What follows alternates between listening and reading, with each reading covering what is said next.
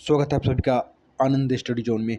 आइए इस वीडियो के माध्यम से हम सभी आईटीआई फिटर ट्रेड प्रैक्टिकल में प्रीवियस ईयर के जो क्वेश्चन पेपर हैं उसको देखते हैं कि प्रैक्टिकल क्वेश्चन कैसे आते हैं और उसका आंसर कैसे लिखना होता है। तो आप सभी, चाहे आप फिटर फर्स्ट ईयर के स्टूडेंट हैं या सेकेंड ईयर के स्टूडेंट हैं, तो आप सभी इस वीडियो में अंत तक बिल्कुल बने रहेंगे। इस वीडियो के माध्यम से आप सभी को निश्चित रूप से मदद मिलेगी। तो आइए देखते हैं कि क्या हम सब जो फिटर ट्रेड प्रैक्टिकल 250 मार्क्स का होता है, तो क्या उसमें हम लोग 250 मार्क्स ला पाएंगे। आइए इस वीडियो के माध्यम से हम सभी देखते हैं कि कैसे उसका रिटर्न लिखना होता है, कैसे उसका जॉब बनाना होता है और जॉब बनाने के बाद क्या होता है। तो आप सभी इस वीडियो में अंत तक जरूर बने रहेंगे। ये रहा पिछले साल का क्वेश्चन। ये फर्स्ट ईयर का क्वेश्चन है, लेकिन लगभग सेकेंड ईयर में भी ऐसा ही करना होगा। तो आप सभी सेकेंड ईयर वाले विद्यार्थी भी बिल्कुल अंत तक बने रहेंगे। तो आपका जो प्रैक्टिकल एग्जाम होता है वो टोटल 250 मार्क्स का होता है। दाहिने साइड देखेंगे कोना पे लिखा हुआ रहेगा, जिसमें से 5 मार्क्स जो है ये देखिए लिखा हुआ है नोट अटेम्प्ट ऑल क्वेश्चन, मतलब इसमें 3 क्वेश्चन है। और ये जो टाइमिंग है, टाइमिंग देखिए, टाइमिंग 8 घंटे का एग्जाम होगा। जो ये आपका प्रैक्टिकल एग्जाम होगा कितने घंटे का होगा, 8 क्वेश्चन 8 घंटे का होगा। जो नोट में लिखा हुआ है देखिए अटेम्प्ट ऑल क्वेश्चन, मतलब जो भी ये तीनों क्वेश्चन दिया गया है उस तीनों का आंसर आपको देना है। सबसे पहले है list out tools and equipments required to perform practical.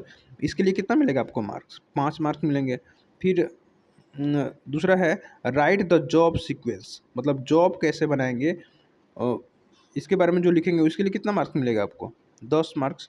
और marks make the job as per drawing, मतलब जो ड्राइंग दिया गया है ये इसके अनुसार जो आप जॉब बनाएंगे उसका कितना मार्क्स मिलेगा आपको, 235 मार्क्स मिलेगा। तो आइए अब देखते हैं कि इसका आंसर कैसे लिखेंगे। फिर आंसर लिखने के बाद क्या करना होता है, एक एक करके देखते हैं।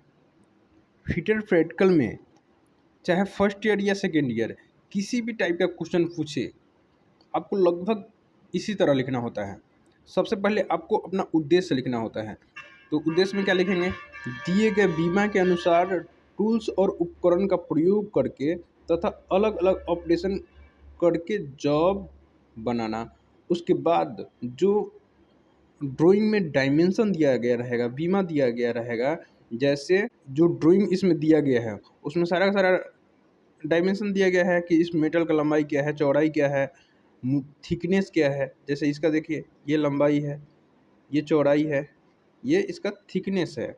तो जो बीमा दिया गया रहेगा वो बीमा लिखना होता है। जो फिगर में दिया रहता है, अब इसमें अब बीमा दो तरह का लिखना होता है, एक बेसिक साइज होता है, एक एक्चुअल साइज होता है। आप इस डायमेंशन पे ध्यान नहीं देंगे, जो आपके ड्राइंग क्वेश्चन में जो डायमेंशन दिया रहेगा उसके अनुसार यहाँ पे डायमेंशन मेंशन करेंगे। बेसिक साइज क्या होता है, एक्चुअल साइज क्या होता है, देखिए फाइनली जो जॉब बना के रेडी करना होता है उसी को बोलते हैं एक्चुअल साइज। और जॉब बनाने से पहले जो हम लोग मीटर लेते हैं, जो फाइनली एक्चुअल जो साइज होता है उससे कुछ जो बढ़ा के मीटर लेंगे उसी को बोलते हैं बेसिक साइज। उसको यहाँ पे लिख देंगे, और जो लास्ट में हमको फाइनली जो जॉब रेडी करना है उसी को बोलते हैं एक्चुअल साइज। तो एक्चुअल साइज को हम लोग नीचे लिख देंगे। उसके बाद जॉब बनाने के लिए जो जो उपकरण का ज़रूरत पड़ेगा उसका यहाँ पे हम लोग डिटेल्स दे देंगे। सबसे पहले कोई भी हम लोग फिटर प्रैक्टिकल का जॉब बनाते हैं तो उसमें लगभग जो टूल्स का ज़रूरत पड़ता है, स्टील रूल का ज़रूरत पड़ेगा ही, तो स्टील रूल का नाम लिख देंगे। फिर उसके बाद बेंच वाइस का नाम लिख देंगे। फिर ट्राई स्क्वायर, हैमर, पंच, स्क्राइबर, चीजल, फाइल, फिर इसके बाद हेक्सा। और अगर जॉब में किसी तरह का होल वगैरह बनाना है तो ड्रिलिंग मशीन का भी चर्चा कर देंगे और ड्रिल बिट भी लिख देंगे। इसके बाद आपको कार्यविधि लिखना होता है। तो कार्यविधि में सबसे पहले क्या करेंगे, आप सबसे पहले अनुदेशक महोदय से एमएस प्लेट का टुकड़ा प्राप्त किया। फिर 2 नंबर में लिखेंगे एमएस प्लेट को स्टील रूल की सहायता से मापा। फिर 3 नंबर में लिखेंगे उसके बाद फाइल के द्वारा एमएस प्लेट पर फाइलिंग किया। फिर 4 नंबर में लिखेंगे फाइलिंग करने के बाद ट्राई स्क्वायर से समतलता जांच किया। फिर 5 नंबर में लिखेंगे समतलता जांच करने के बाद लैप लगाया और धूप में सुखाया। फिर 6 नंबर में लिखेंगे उसके बाद स्क्राइबर और स्टूल की सहायता से बीमा के अनुसार मार्किंग किया। फिर 7 नंबर में लिखेंगे मार्किंग करने के बाद डॉट पंच के द्वारा पंचिंग किया। फिर 8 नंबर में लिखेंगे पंचिंग करने के बाद हेक्सा के द्वारा कटिंग किया। फिर 9 नंबर में लिखेंगे कटिंग करने के बाद फाइल के द्वारा फिनिशिंग किया। उसके बाद लास्ट में लिखेंगे जॉब में अगर होल वगैरह दिया है गया है तो जॉब में होल करने के बाद खोल करने के लिए ड्रिलिंग मशीन का उपयोग किया। उसके बाद आपको उस प्रैक्टिकल से संबंधित जो भी सावधानियां बरतना होता है उसके बारे में चर्चा करना होता है। तो सावधानियां में लिखेंगे, सबसे पहले लिख सकते हैं आप प्रैक्टिकल करते समय लूज कपड़ा नहीं पहनना चाहिए। दूसरा, हेक्सा ब्लेड को सीधा बांधना चाहिए। तीसरा, हेक्सा फ्रेम पर ज़्यादा दबाव नहीं देना चाहिए। चौथा, कटिंग करते समय कूलेंट का प्रयोग करना चाहिए। पांचवा, ड्रिलिंग मशीन का उपयोग करते समय भी कूलेंट का प्रयोग करना चाहिए। और लास्ट में परिणाम के रूप में जो आप उद्देश्य लिखे थे लगभग उसी को आप लिख सकते हैं। उद्देश्य में क्या था, दिए गए विमा के अनुसार टूल्स और उपकरण का प्रयोग करके तथा अलग अलग ऑपरेशन करके जॉब पूरा किया। इस तरह से इतना करने के बाद आपका रिटेन का जो भी वर्क है, प्रोसेस है, वो पूरा हो जाता है। तो जो रिटेन का जो भी मार्क्स है वो मिल जाता है।